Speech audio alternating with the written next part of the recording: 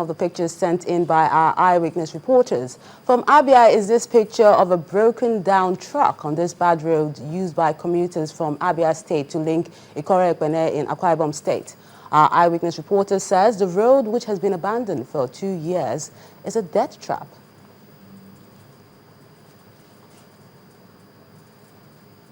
And from Port Harcourt is a picture of this. Oh, we're still waiting for that picture. Yes, there it is. From Port Harcourt, a picture of this gridlock on Eleme Oil Mill Junction caused by trailers that have fallen on the road. And finally, this PHCN pole on Awolowo Way, close to Computer Village in Ikeja. Residents in this area are asking officials of the PHCN to come and remove the pole before it falls down completely. I want to thank you for all those pictures and encourage you to keep them coming. In other stories, the commemoration of Nigeria's centenary has moved beyond the shores of the nation as top government officials, private sector operators, and their British counterparts gathered in London to mark the event. Our London correspondent, Doris Okenwa, reports that apart from a series of events organized by some UK government officials and Nigerians in diaspora, a business roundtable was convened to tackle the economic development of both countries. The Nigerian Business Roundtable was part of events held in the UK to commemorate Nigeria's centenary. The important thing about diversity is its intimacy. It's the fact that we are all close together despite the differences. The meeting, which drew eminent Nigerians and Britons as well as government officials from both countries, was to create yet again an opportunity for private investors and entrepreneurs to engage and find ways of boosting bilateral trade. It is very important that we continue this very good relationship and to make sure that others do not come and take over if I'm in this exceptionally good position that we find. But at the heart of the discourse lies the much talked about checks and balances needed for a stable business environment in Nigeria. Just one petrochemical plant in Trinidad and Tobago has 103 companies as offshoots. So imagine a complex that has a gas processing facility, has a petrochemical plant, has a fertilizer plant, has a deep sea port.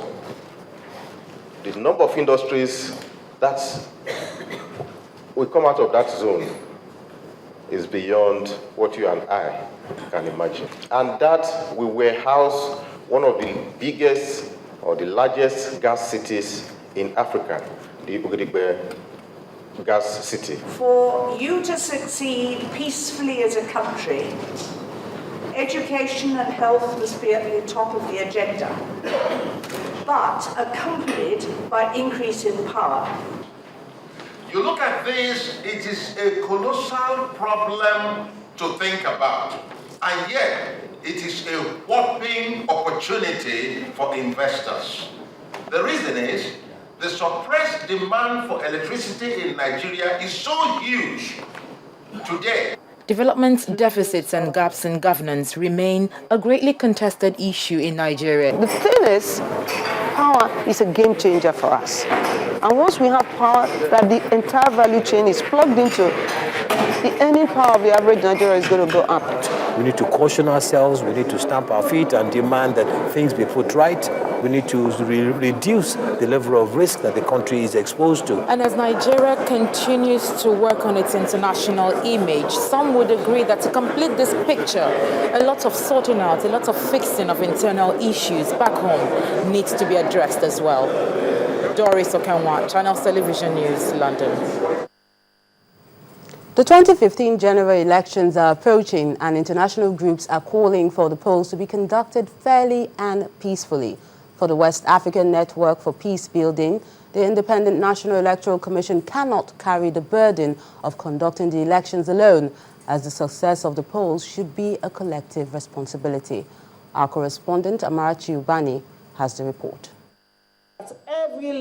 A small gathering of representatives of all the stakeholders, INEC, ECOWAS, the Austrian government, civil society groups, the academia, security agencies, and the media.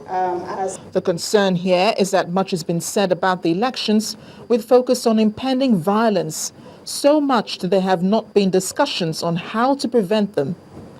ONEP and its partners believe if allowed to fester, will become reality when time for election comes. If the elections are managed properly, it will help steer the country into rapid development and growth as envisaged in the new and emerging concept of MINGS, the Mexico, India, Indonesia, Nigeria, Taiwan group of nations. If you critically analyze the anthem of OPC, OPC is calling for secession. MASOP is calling for secession. Boko Haram is a strategic attempt to exit from the Nigerian state. So we have several groups who want to get out of the Nigerian state, and they are waiting for INEC to fail. INEC remains the main participant in the elections, providing the platform on which they're conducted. Its preparedness is key, gleaning from lessons learned in the conduct of past elections. The Interconsultative Committee on Electoral Security is doing its best because INEC tried to change the methodology. Rather than a top-bottom approach, INEC decided a bottom-top approach to say every situation produces its own challenges. So the Intersecurity Agency is to go to every state, every local government, generate security data and information, flashpoints and so on, and then accordingly advise what should be done at INEC headquarters at the central level. But the rest of Africa is watching. Nigeria would lose its, how would I say it? It will lose its credibility. So, okay, you're coming around, helping us with our own elections, and you can't hold your own. The successful conduct of the 2015 general elections are important to Nigeria's peace and security and to the rest of West Africa. As various interest groups have a stake in the elections, hopefully regular discussions will help douse tensions before the elections begin and throughout the elections. Amarachi Ubani, Channels Television News. Still to come on News Track, President Goodluck Jonathan orders a forensic audit of the NNPC account. That's on Business News. Join us again. The highs and lows of the economy touch every part of our daily lives. Understanding its dynamics can be the difference between swimming with the tide or struggling against it. Analyzing government policies and how they shape the economy is what we do every work day. From the financial sector, maritime, the SMEs, telecom to aviation, we engage policy makers and operators in the economy. Watch Business Morning live Mondays to Fridays only on Channels Television.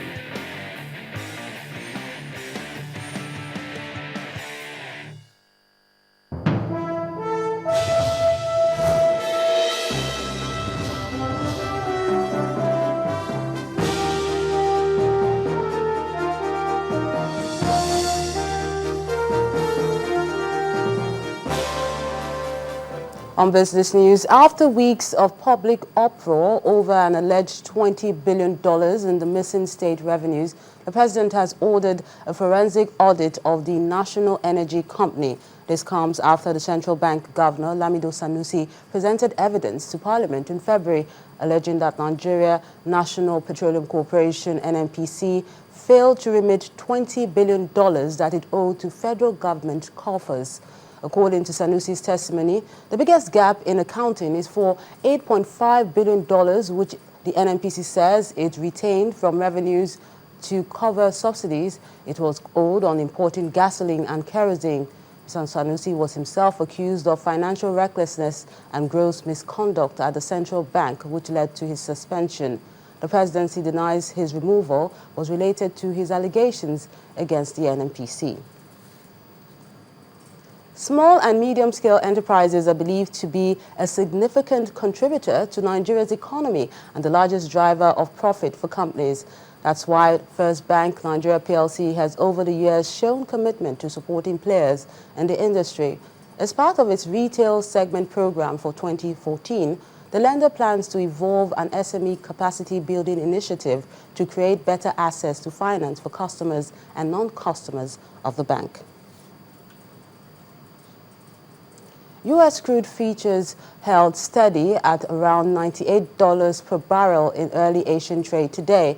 The commodity inked 5 cents higher after settling $2.04 down. The fall in price also follows the U.S. announcement on plans of a test release of strategic